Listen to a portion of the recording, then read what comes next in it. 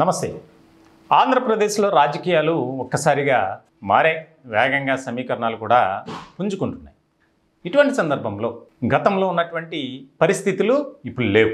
ముఖ్యంగా రాష్ట్రంలో ప్రభుత్వం మారిన తర్వాత పరిపాలనే ధ్యేయంగా కూటమి నేతలు అడుగులు వేస్తున్నారు. దానికి సంబంధించి చాలా కీలకమైనటువంటి నిర్ణయాలు కూడా తీసుకుంటున్నారు.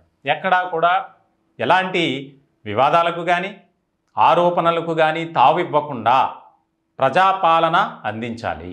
ఏవైతే ఎన్నికలకు ముందు చేసినటువంటి వాగ్దానాలు ఉన్నాయో, ఇచ్చినటువంటి హామీలు ఉన్నాయో వాటిని ప్రాధాన్యత క్రమంలో నెరవేర్చే దిశగా ముఖ్యంగా ముఖ్యమంత్రి నారా చంద్రబాబు నాయుడు అడుగులు వేస్తున్నారు.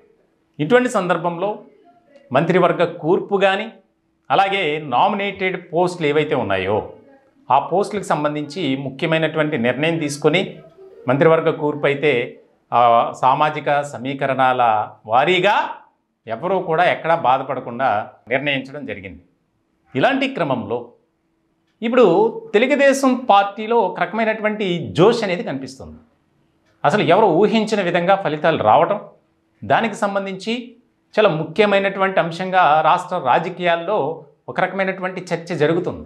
ఇటువంటి సందర్భంలో తెలుగుదేశం పార్టీ రాష్ట్ర అధ్యక్షుడిగా పల్లా శ్రీనివాసరావు ఆయన్ను నియామకం జరిగింది. అలాగే త్వరలోనే కొన్ని కీలకమైనటువంటి విభాగాలకు చైర్మన్ల పోస్టులు అనేది కూడా కన్ఫర్మ్ కాబోతుంది. ఆ దిశగా అడుగులు వేస్తున్నారు. ఇటువంటి తరుణంలో ఆంధ్రప్రదేశ్ రాష్ట్ర శాసనసభకు స్పీకర్ ఎవరు, అసెంబ్లీ స్పీకర్ ఎవరు అనే దాని మీద సర్వత్రా ఒక రకమైనటువంటి ఉత్కంఠ నెలకొంది. ఆశావాహుల సంఖ్య అయితే చాలానే ఉంది. ఇద్దరి మధ్య మాత్రం పోటీ తీవ్రంగా ఉంది. రఘురామకృష్ణంరాజు అలాగే చింతకాయల అయ్యన్న పాత్రుడు, ఈ ఇద్దరి మధ్య పోటీ కనిపిస్తుంది. మరి అధినేత ఎవరికో అవకాశం ఇస్తారు అనేది కూడా ఒక చర్చగా మారింది. మనకు అందుతున్నటువంటి సమాచారం ప్రకారం అయితే తెలుగుదేశం పార్టీలో చాలా సీనియర్ నాయకులుగా ఉన్నటువంటి చింతకాయల అయ్యన్న పాత్రుడు ఆయనకు స్పీకర్గా అవకాశం దాదాపు ఖరారైంది, అవకాశం ఇస్తారు అనేదైతే రాష్ట్ర రాజకీయ వర్గాల్లో ప్రధానంగా తెలుగుదేశం పార్టీలో ఒక చర్చ జరుగుతుంది. ఇటువంటి సందర్భంలో ఇంకా మిగిలిన పోస్టులకు సంబంధించి ముఖ్యంగా స్పీకర్ తర్వాత డిప్యూటీ స్పీకర్ అనేది ఉంది. దీనికి కూడా ఆశావాహుల సంఖ్య ఎక్కువగానే ఉంది. ఎవరి ప్రయత్నాలు వారు చేసుకుంటారు. ఎందుకంటే స్పీకర్గా తెలుగుదేశం పార్టీకి అవకాశం ఇస్తే జనసేనకు డిప్యూటీ స్పీకర్ పదవి ఇవ్వాలి అనే దాని మీద ఒక రకమైనటువంటి చర్చ జరిగింది. ఇటువంటి సందర్భంలో డిప్యూటీ స్పీకర్ ఎవరు అనేది కూడా తెర మీదకి వచ్చింది.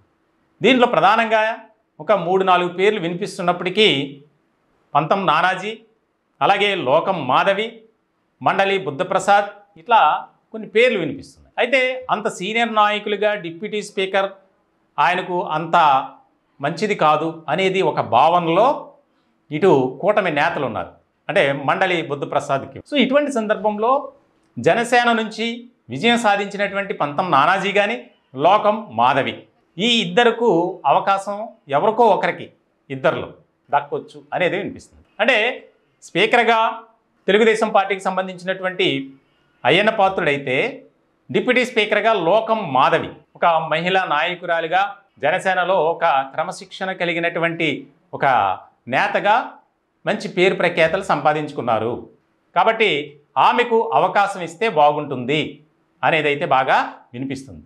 ఇలాంటి తరుణంలో చాలా ముఖ్యమైనటువంటి అంశంగా మారింది. ఎందుకంటే ఇక్కడ కూటమి నేతలు అధికారంలోకి రావటానికి 3 పార్టీలకు సంబంధించి ఏ రకమైనటువంటి వ్యూహాలతో ముందుకు అడుగులు వేశారనేది మనం చూసాం.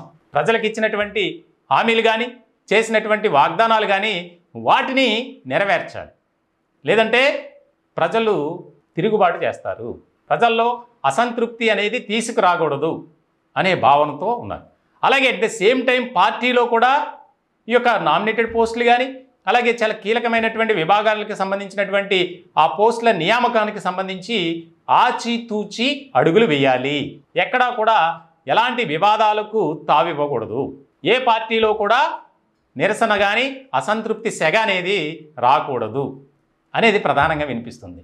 ఇటువంటి తరుణంలో స్పీకర్గా దాదాపు చింతకాయల అయ్యన్న పాత్రుడు ఆయనను ఖరారు చేసే అవకాశాలు అయితే స్పష్టంగా ఉన్నట్లు మనకి పార్టీ వర్గాల ద్వారా తెలుస్తుంది. ఇక డిప్యూటీ స్పీకర్గా లోకం మాధవి లేదా పంతం నానాజీ ఇద్దరు కాకపోతే ఒకవేళ నేను ఆ పోస్ట్ తీసుకోవడానికి అంగీకారం ఓకే అనుకుంటే కనుక మండలి బుద్ధప్రసాద్. ఇది చాలా కీలకమైనటువంటి పరిణామాలు చోటు చేసుకునే అవకాశాలు అయితే కనిపిస్తున్నాయి. ఎందుకంటే చాలామంది సీనియర్ నాయకులు ఉన్నారు, కానీ మంత్రివర్గంలో కొంతమందే వచ్చారు. మిగిలిన వారిని ఎలా సాటిస్ఫై చేయాలి, వారికి పార్టీలో సముచితమైనటువంటి స్థానం కల్పించాలి అనేది కూడా ఇక్కడ ముఖ్యమైనటువంటి పరిణామం. ఇలాంటి సందర్భంలో పల్లా శ్రీనివాసరావు ఆయన రాష్ట్ర వ్యాప్తంగా చూస్తే 175 నియోజకవర్గాల్లో అత్యధిక మెజార్టీ సాధించినటువంటి వ్యక్తి, పార్టీలో క్రమశిక్షణ కలిగినటువంటి వ్యక్తి. అచ్చెన్నాయుడు ప్లేస్లో ఆయనకు అవకాశం ఇచ్చారు.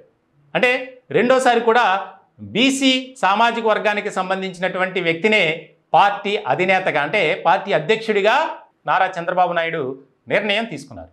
ఇటువంటి సందర్భంలో ఇదొక ముఖ్యమైనటువంటి టాస్క్గా చంద్రబాబు నాయుడు గారికి మారింది అనేది కూడా పార్టీ వర్గాల ద్వారా ఎక్కువగా వినిపిస్తున్నటువంటి మాట. మొత్తానికైతే మరికొద్ది గంటల్లోనే ఈ యొక్క సస్పెన్స్కి ఫుల్ స్టాప్ పడే అవకాశాలు అయితే స్పష్టంగా కనిపిస్తున్నాయి. ఏదేమైనప్పటికీ డిప్యూటీ స్పీకర్ అలాగే అసెంబ్లీ స్పీకర్ ఈ యొక్క ఎవరిని నియమించాలి, త్వరలోనే అసెంబ్లీ సమావేశాలకు కూడా రంగం సిద్ధం చేస్తున్నారు. కాబట్టి త్వరలోనే ఇది పూర్తి కావాలి, ఈ నియామకపు ప్రక్రియ పూర్తి కావాలనే దిశగా అడుగులు వేస్తున్నట్లు తెలుస్తుంది.